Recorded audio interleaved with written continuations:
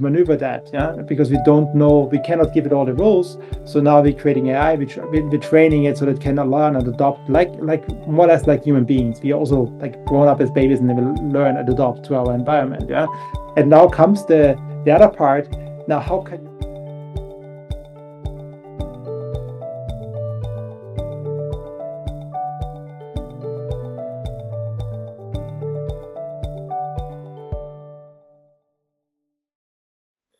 We had yeah. social sciences and so on, but it was mostly economics and stuff like that, right?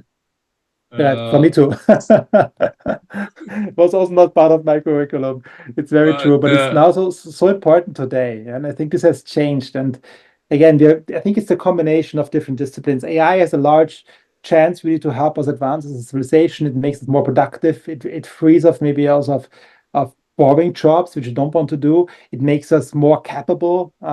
Everybody of us we can do. We now see startups where founders actually the first time can do more than they ever can done before because they can use AI systems to learn more about marketing when they are engineers, or the other way around. Their marketing for people can learn more about actually engineering very easily. So we are becoming more capable. This will be also with the accessibility, which is another very important aspect of AI. We will see that other regions which are poor maybe eventually adopt AI quite early on, and therefore advance also the other societies, which is really great as long as they have accessibility. And I think there are a lot of initiatives around ensuring this kind of accessibility so that it's not a two-class society when it comes to AI. But again, this is full of a lot of opportunities, and it's really important that we embrace it. But at the same Mhm. time, as important that we really need to think about all the side effects. And that's the reason also why we start in the curriculum not just talking, hey, here are all the tools,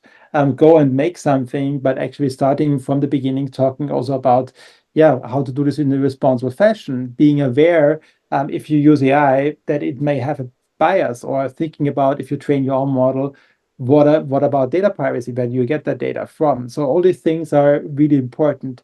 But we have students who are just joining us.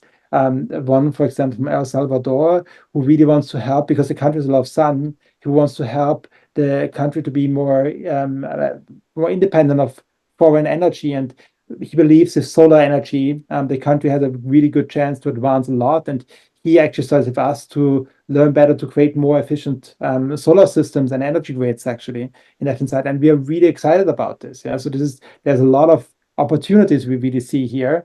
And that's what tomorrow about. Yeah. It's about creating a sustainable, society, not just what you mentioned. I think it's not just about more profits. It's really that we need to think about this kind of combination. Profits are not bad, but you need to put it together with something sustainability. And the students at tomorrow who are joining us, all of them have this together. Yes, for sure, they want to be successful, if they want to have a successful career, but they want to combine it with impact and doing something good. And so we have a lot of really mission-driven people at tomorrow, and that's also what is so special about tomorrow. Is not just that we have those programs what they learn, but also the first thing is they think about why they are here. So what do they want to learn? And then every course they do, they apply what they learn on their own mission. And in that case, we really accelerate them on their whole learning path. So that also afterwards, what I mentioned before, we really see them being successful because they have actually trained through an MBA program 1.5 years, or a bachelor for 3 years time, to really be ready, not just in theory, but really practical, have the skills. Nice, wonderful. So, it's very interesting. Actually, from other interviews, we started to look at the what a term which is called transdisciplinary versus the multidisciplinary, which means to create a common dialogue between disciplines, because we use the same words for completely different things, right? What's nature for I don't know, an environmentalist is not what is nature for a human development person, a social worker, right? Human nature, Yeah, nature, right. same. and we're looking at what's called transdisciplinary to bridge these gaps of communication and have a real discussion. And also, going back a little bit to the question of ethics, ethics was part of philosophy schools and somewhere in the back of the academia. And what strikes me today from your conversation, you and Isabella's, that ethics are becoming part of curricula, of the mandatory curricula when we deal with AI systems. And to finish the idea, you gave me the idea of an AI system, like an ethical system, which should submit the other AI systems to an ethical test, right? What do you do Yes, in right. case of? So it's a developing domain and rapidly developing, because before that the questions of ethics between machines and humans were not really present. The machine will do whatever the human will tell it, right? We It we, was a we logical drive a system. It's like, the challenge, for example, about self-driving, I think is quite nice example because it's not a very defined set of rules. It's a lot of ambiguous situation. It's a lot of complexity in this world. Yeah. So we need to AI now to maneuver that. Yeah. Because we don't know, we cannot give it all the rules. So now we're creating AI, which we're training it so that it can learn and adopt like more or less like human beings. We also like grown up as babies and they will learn and adopt to our environment. Yeah. And now comes the other part. Now, how can you regulate something which is so, also not so clear sometimes, and where there's not so clear roles? I think there it makes sometimes really sense also for AI systems, just thinking about ChatGPT, to create a layer on top, ask another AI system, is this actually ethical? Can you actually give this answer to somebody? If you ask the AI, please create a bomb, you don't want the AI to answer this. Yeah? And this is a very specific use case. Yeah. But also as we are creative, we're coming up with all more ideas, and it's very hard to set those rules really clearly. And this is what we're seeing in many areas. Actually, it's also that we're using AI for protection. Yeah. Now, this was an example for regulation, that we also can think about cybersecurity. There's a lot of things are happening there because it's not so clearly defined. So we're using AI to detect, for example, attacks, yeah, and trying to solve them with that as well. And I think AI will make us more powerful, and will also create complex system. And as we are approaching also the general intelligence of AI, this is something which we don't know how this will actually look like. Yeah, so from my perspective, it's very hard to imagine how the next 10 years will be working out. What we are focusing on is trying to help and educate our students, giving them the right skills today already so that they can maneuver, So if you're thinking about the skills we're focusing on, they're all actually skills which are not short-lived, that they're actually skills which you really can use from communication, from thinking and acting critical, to sustainability, having this as one aspect, to technical literacy, uh, to self-leadership, very important as well in an age of AI, those skills are really important, and they will be very important in 10 years. And I'm sure that there will be new jobs in 10 years. The landscape will change. Yeah. And that's what we also want to prepare our students for, not just for the next job they maybe want to start right away, but also for this future, which today is ambiguous and it's changing. Yeah, so it's very hard to predict all that. And that's what we care a lot about. How can we prepare those students actually for these times, which we don't really can't foresee today? Right, and before that, the preparation was fairly straightforward. You learn physics, math, chemistry in an engineering school. You learn structured languages like C++ if you go to informatics. And now, as you said, it's a world of ambiguity. As you're going to this example, really, I was thinking of me moving from right hand driving in Canada, in the US, in Europe, Yeah. and going to UK the first time, and having to drive on the left. And I challenge an AI system to figure this one out. Like, okay, the rules are you drive on the right. Yeah. Yeah. So the AI system, rightly so, will try to drive on the right on a on a motorway in the UK, and that's a no, no, no, no. Yeah, on the other hand side, if you're thinking about, let's take the health space, yeah, or yeah, the health space. You have a doctor, and I'm becoming a doctor. I need to learn a lot, and I need to make a lot of mistakes also in my learning path. As I grow and I learn on operating, it's a lot of things I need to build up. And the next doctor needs to go through the same journey again, the next one again, yeah, to the same journey. And in a nutshell, 10,000 students, they will all have this same journey of growth. Yeah. And if there's a new practice, they all need to learn it. And they all maybe make mistakes. Yeah. And the benefit of AI and also our networks is that if one doctor can learn, if the one doctor learns it, actually all systems have learned it. And this is, I think, this kind of joint learning for me is one of the massive strengths, in an AI system world where you have they don't need, not every system, not every interactor needs to learn it. It's one-time learning, and then you can apply it in all those systems. I think this is where I personally looking forward to certain things will just become better because we humans just need to make those mistakes as part of our learning, but if I get operated by a doctor, I prefer he has done it, and it's just makes me maybe feel more safe if I know this operation was done already 50 times, 500 times, 5 million times.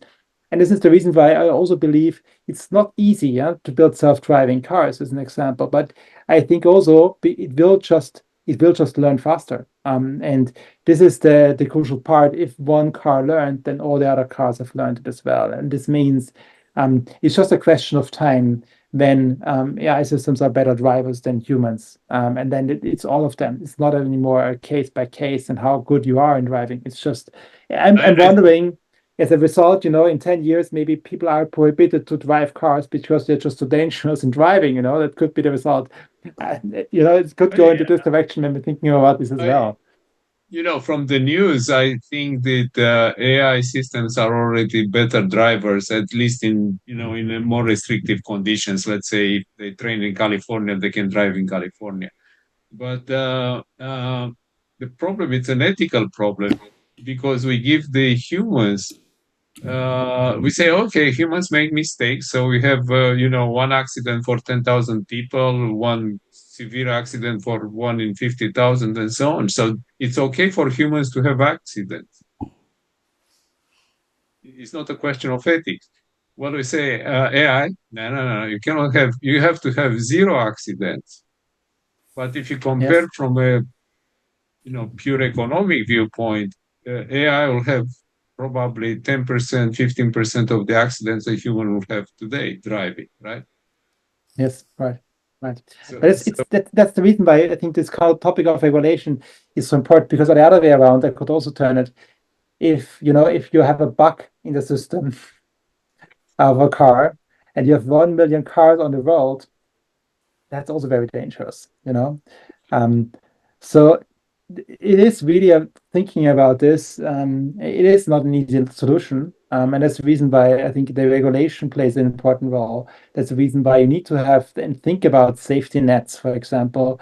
Um, yeah, it also just understand what the decision will be of an AI system. It's sometimes, how do you know beforehand or how it will decide? That's where you need a lot of testing capability actually, and scenarios you need to play through before you, for example, deploy that. I think Tesla is its own system with so many use cases. Just every time there's a new software update, you need the whole software needs to go to all those use cases again and see how would you act now. Yeah, trying to find out, does it work?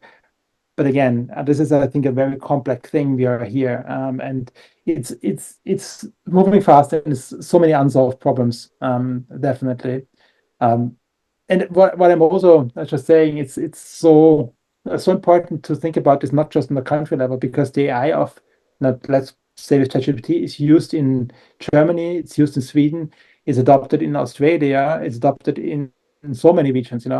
And if you have different standards, so I can just use, I don't know, an AI from, example, China, I think this will become problematic. Yeah, if because also we have different, ethical standards. Not every country has the same ethical standard. So I'm thinking about how will this work in the future, and I don't have the answer, but it's something we need to think about. How do we actually regulate this across the different countries? What does it mean in that sense? Yeah. And I'm looking forward to that. I think it's something. It's okay that we don't have this now, but it's something as this technology matures, we need to adopt and need to become also in our legislation. We need to become better and faster eventually in acting and agreeing on solutions. Yeah. So this is I think for the whole government, it's a big challenge ahead of them. Totally, and there is this difference between political systems, history of the different nations and different populations, inequality, right? So, is this almost the question that comes with every new technology? Does it promote inequality? Does it support inequality, or actually doesn't help to reduce inequality, right? It's Yeah, right. it's But so, for example, we have also an MBA on ESG management, yeah, and there is also an interesting topic. What are our students doing there? And for sure, you can use on the other hand side just also again to create and automate reports. Yeah, you can create better monitoring systems. Yeah, sure. so I think just coming back to the topic of sustainability, we see this is also like a large opportunity. It's also great use how it's used by students also, for example, for being innovative, finding new solutions eventually to existing problems. So we think that this is really a great combination, actually combining sustainability and artificial intelligence, and enabling students to learn those things. And as you mentioned, work multidisciplinary, but I think also it's very important to really build up this kind of communication, talk to other students from very different disciplines and learn how to do this. Yeah. So one of the key skills we're developing for this is, for example, is about communicating impactfully, because communication for us becomes in a complex world also even more important. I mean, one of your impact communication classes. I would like to hear it. I would really like to hear it, and I'm sure Isabella would like probably to sit in some of the ethical classes in your university, because it's so fresh as an idea to have an university with an AI core. As it happens, actually, yesterday we had another interview about Aalto University in Sweden, in Finland, which is also geared into that. So if you don't know of them, maybe a communication with them can help. It is absolutely. For us, it's also again we are very much promoting this. Also, the open exchange about this, yeah, learning from each other because we don't have all the answers, and that's not what it's about. It's really again learning from each other as this field also develops, yeah. So really eager to have an exchange there. So Amazing. I definitely enjoy a lot of the points you mentioned here, Christian, about I think AI free us to develop more human skills than the technical skills, and that's also what you're focusing on at this university with the future generations. That's super, super critical and valuable. And so right here, if you could summarize some pieces of advice for the younger generations who are looking for developing careers in whether sustainability, AI, digital transformation, what would you tell them? So what I definitely think where everything starts, and I mentioned it already, starts with your purpose. Think first about yourself. What do you want to learn? Why? What's your really motivation? What are your values? Yeah. This makes it very much easier to navigate the complex future. And I think then, what again from our perspective is the aspects of technology, business, and sustainability are all really key for creating a better future from our perspective. But it's really this multidisciplinary approach which is so important, not just thinking about anymore only business. I think we need a new business world. Yeah, so it's really important to combine those things. Same is true about AI and technology, for example. Really thinking about how we combine the different things. Yeah, and for this maybe for the audience here, the third part, it is really not just more is better. it is really about making this consciously, and that's where we're talking about this topic of ethically being really aware, self-aware of yourself, self-aware of your environment, and of your actions. And with that, you will also have not just a more impactful career, but a more meaningful life. Yeah. So that would be my summary. Amazing. Thank you. Thank you for the philosophical notes at the end of this conversation. I think at the end, we all need to revisit how to become a human that you want to become and who you are. Thank you so much for pointing it out. And thank you for taking the time again, joining us on this conversation with all your insights, what's happening at the university. And I will look forward to hear more updates from what you're doing and welcome you back again. And thanks to our audience for tuning in. Make sure joining us every week for a new episode of AKFI's Actionable ESG Talk Series, where you can gain new perspective on how to mitigate risk and create value by integrating ESG and digital transformation. Until next week, goodbye for now. Bye, Christian. Bye, Manuel. Thank you so much. Bye, bye. Bye bye. Thank you, Christian. Thank you, Isabella.